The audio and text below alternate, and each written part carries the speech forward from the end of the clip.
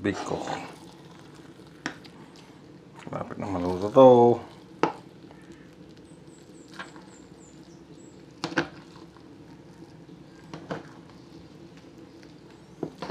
Ito, pre-pressure cooker ko muna yung anong pangalan no, bigas.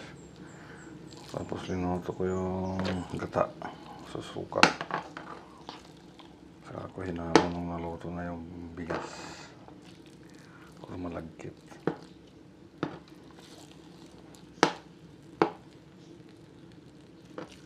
Malapit na ito, mga 10 minutes na lang.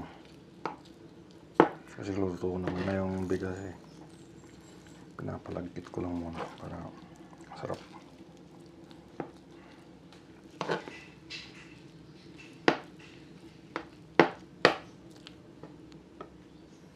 Yan o, bikong biko na.